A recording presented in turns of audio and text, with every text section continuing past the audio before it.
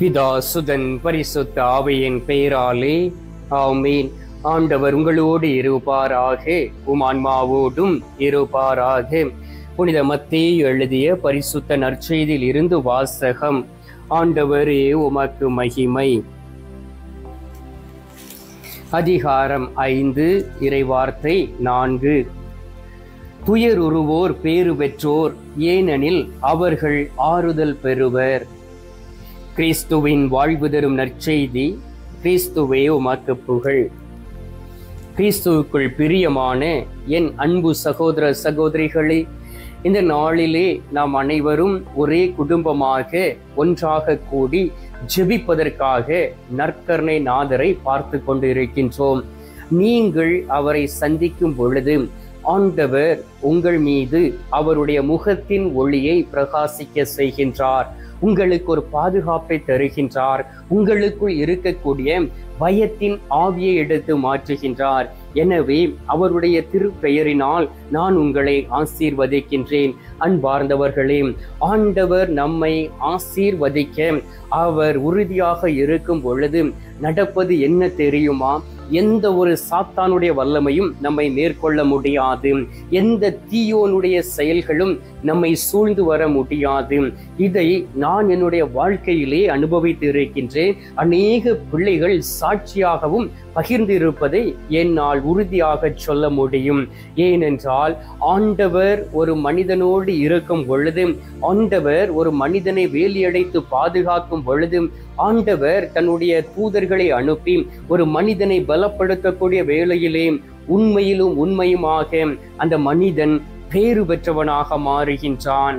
அவனுடைய வாழ்க்கையிலே கவலைகள் வரும் பொழுதும், துக்கங்கள் சூழக்கூடிய வேளையிலும் அவனுடைய வாழ்க்கையில் இருக்கக்கூடிய அந்த கவலை என்கின்ற காயம் முழுவதையும் அவர் மாற்றுகின்றார். அன்பார்ந்தவர்களே, நீங்கள் இந்த சேனலை சப்ஸ்கிரைப் செய்யவில்லை என்றால் தயவு செய்து சப்ஸ்கிரைப் செய்து கொள்ளுங்கள். ஆண்டவருடைய வார்த்தை உங்களை தேடி வரும்.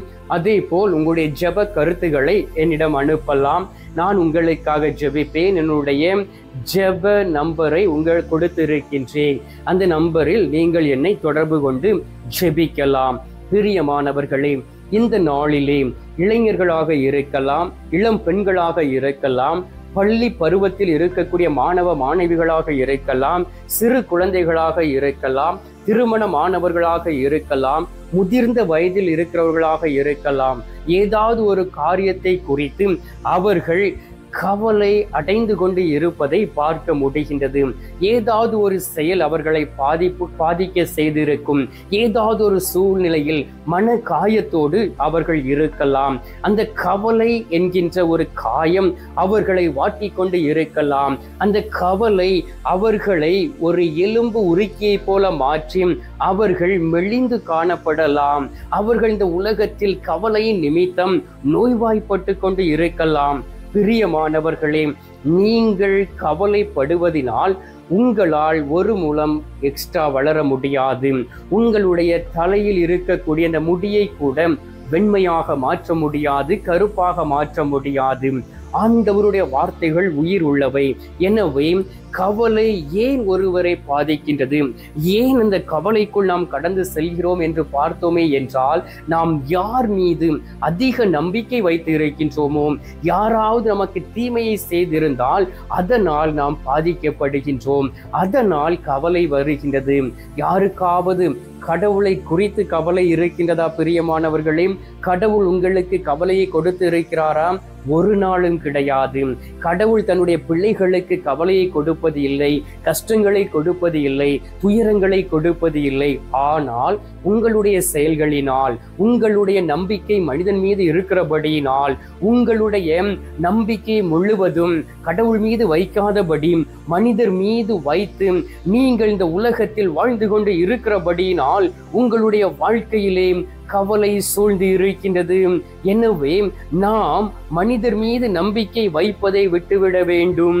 திருப்பாடல்கள் 118வது அதிகாரம் 8வது இறை வார்த்தையில் சொல்லப்பட்டு இருக்கின்றது, மனிதர் மீது நம்பிக்கை வைப்பதை விட ஆண்டவரிடம் தஞ்சம் புகுவதே நலம். நாம் ஆண்டவரிடம் தஞ்சம் புகுந்து ஆண்டவர் மீது நம்பிக்கை வைத்து நாம் இந்த உலகத்தில் வாழும் பொழுது உண்மையிலே ஆண்டவர் நம்மை ஆசீர்வதிக்கின்றார். ஆண்டவருடைய ஆற்றலும் ஆண்டவருடைய வல்லமையும் நம்முடைய வாழ்க்கையிலே கடந்து வருகின்றது. ஆண்டவருடைய வார்த்தை சொல்லுகின்றது, திருப்பாடல்கள் 118வது அதிகாரம் 5வது இறை வார்த்தையிலே, நெருக்கடியான வேளையில் நான் ஆண்டவரை நோக்கி மன்றாடினேன், ஆண்டவர் எனக்கு செவி கொடுத்து என்னை விடுவித்தார். ஹல்லேலூயா. எனவே கவலை உங்களை சூழும் பொழுது, அந்த நெருக்கடியான சூழ்நிலையில் ஆண்டவரை நோக்கி கூப்பிடக்கூடிய பிள்ளைகளாக இருக்க வேண்டும். மனிதர்களை நோக்கி அல்ல, மனிதர்களை தேடி செல்லக்கூடிய பிள்ளைகளாக இருக்கக்கூடாது. அன்பார்ந்தவர்களே, நானும் ஒரு குருவானவர் மீது மிகவும் நம்பிக்கை வைத்திருந்தேன். எவ்வளவோ ஆண்டவரை பற்றி அறிந்து இருந்தும் ஆண்டவருடைய சமூகத்தில் இருந்து ஜெபித்த பிறகும் நான் இந்த அஸ்ஸாம் மாநிலத்தில் வந்து என்னுடைய பணியை ஆரம்பித்த பொழுது எனக்கு அவர் ஒரு உறுதுணையாக இருந்தார். ஆனால் ஒரு சூழ்நிலையிலே அப்படியே என்னை அந்த தெருவில் விட்டதுபடி என்னை அந்த யூதாசு மாதிரி காண்பித்து கொடுத்து விட்டு என்னை விட்டு பிரிந்து சென்று விட்டார். வயது மூத்தவர் தான், ஆனால் நான் எந்த ஒரு வார்த்தையும் அவரிடம் சொல்லவில்லை. ஒரே ஒரு நாள் கேட்டேன், எதற்காக நீங்கள் இவ்வாறு செய்தீர்கள் என்றும். அதன் பிறகு நான் அவரிடம் எந்த ஒரு வார்த்தையும் நான் கேட்டதில்லை. அதன் ஆண்டவருடைய சமூகத்தில் இருந்து ஜெபித்த பொழுது ஆண்டவர் சொன்னார், நீ என்னை நம்பவில்லை, நீ மனிதனை நம்பினாய், மனிதன் மீது நம்பிக்கை வைத்தாய், நீ அவருடைய பின்னால் நீ சென்றாய், எனவே தான் நீ பாதிக்கப்பட்டு இருக்கின்றாய் என்று என்னோடு பேசிய பொழுதுதான் எனக்குள் இருந்த அந்த காயம் மாறியது. அன்பார்ந்தவர்களே, 1 பேதுரு 1வது அதிகாரம் 6வது இறை வார்த்தையில் சொல்லப்பட்டு இருக்கின்றது, சிறிது காலம் நீங்கள் பல வகை சோதனைகளால் துயருற வேண்டி இருப்பினும் அந்நாளிலே பேருவகை கொள்வீர்கள் என்று ஆண்டவர் சொல்லுகின்றார். ஆண்டவர் சிறிது காலத்திற்கு பிறகு நீங்கள் மகிழ்ச்சியோடும் சந்தோஷத்தோடும் இருக்கும்படியாக சில நேரங்களிலே சில காரியங்களை உங்களுடைய வாழ்க்கையிலே அவர் அனுமதித்து இருக்கலாம். கவலை என்கின்ற ஒரு காயம் இருக்கலாம், மன குழப்பத்தில் இருக்கலாம், மனம் உடைந்து போய் இருக்கலாம், எப்படி வாழ்வது என்று தெரியாமல் இருக்கலாம், எல்லா கதவுகளும் உங்களுடைய வாழ்க்கையில் அடைக்கப்பட்டு இருக்கலாம். ஆனால் ஒரு கதவில் நின்று ஆண்டவர் தட்டி கொண்டு இருக்கின்றார். இந்த நாளிலே ஆண்டவர் உங்களுடைய கதவை தட்டி கொண்டு இருக்கின்றார். யாரெல்லாம் அவருடைய குரலை கேட்டு உள்ளே வருகிறார்களோ அவர்களுக்கு ஆற்றலை கொடுக்கின்றார். திருப்பாடல்கள் 34:18 சொல்லப்பட்டு இருக்கின்றது, உடைந்த உள்ளத்தாருக்கு அருகில் ஆண்டவர் இருக்கின்றார், நைந்த நெஞ்சத்தாரை அவர் காப்பாற்றுகின்றார் என்றும். ஆம் பிரியமானவர்களே, உங்களுக்கு தெரியும் உங்களுடைய வாழ்க்கையில் எதனால் கவலையும் காயமும் வந்தது என்றும். அதை ஆண்டவருடைய சமூகத்தில் ஒப்புக்கொடுத்து இந்த நாளில் நீங்கள் ஜெபியுங்கள். ஒருவேளை யாராவது அவருடைய கவலைகளையும் கஷ்டங்களையும் உங்களிடம் பகிர்ந்து இருக்கலாம், அவர்களை ஆசீர்வதித்து அவர்களுக்காகவும் ஜெபியுங்கள். நீங்கள் ஜெபிக்க அப்படியே உங்களுடைய கவலைகள் உங்களை விட்டு மாறி போவதே, கண்ணீர் சிந்தக்கூடிய வேளையிலே எல்லா காரியங்களையும் ஆண்டவர் உங்களுக்கு வாய்க்க பண்ணி கொடுப்பார்.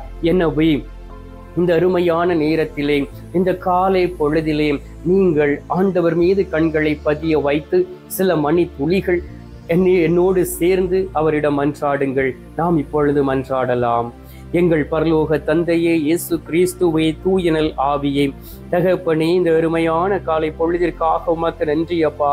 இந்த காலை பொழுதிலே ஆண்டவராகிய இயேசு கிறிஸ்துவே, நாங்கள் அனைவரும் நம்பிக்கையோடும் விசுவாசத்தோடு உம்மை தேடி வந்திருக்கின்றோம். ஆண்டவராகிய இயேசு கிறிஸ்துவே, நான் மக்களை கவனித்து பார்க்கும் பொழுது நீர் கொடுத்த ஆற்றலினால் உற்று கவனிக்கக்கூடிய வேளையிலே அநேக பேர் இந்த நேரத்திலே கவலையோடும் காயங்களோடும் கண்ணீரோடும் நெருக்கடியான சூழ்நிலையிலும் உடைக்கப்பட்ட நெஞ்சத்தோடு உம்மை தேடி வந்திருக்கிறார்கள்.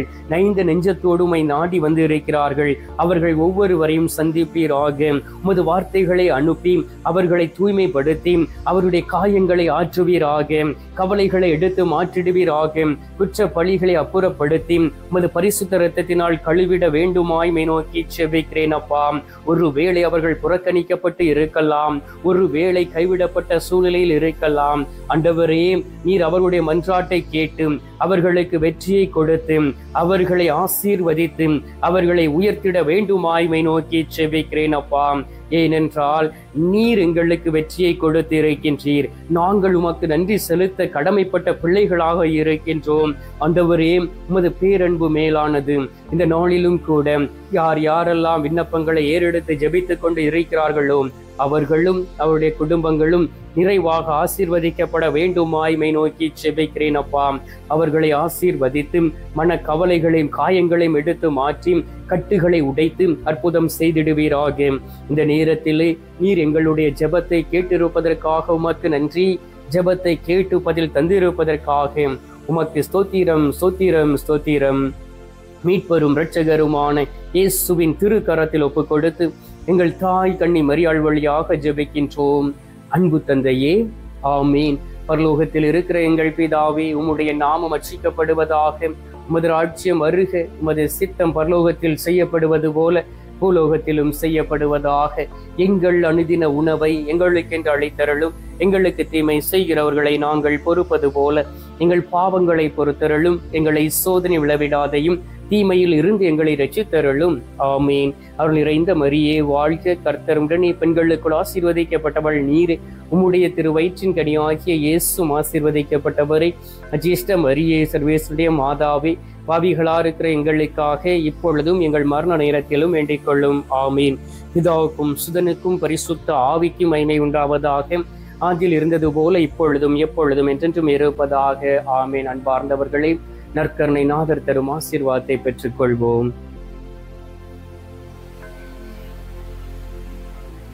எல்லாம் அல்ல இறைவன், பிதா, சுதன், பரிசுத்த ஆவி உங்களை நிறைவாய் ஆசீர்வதிப்பாராக. ஆமீன்.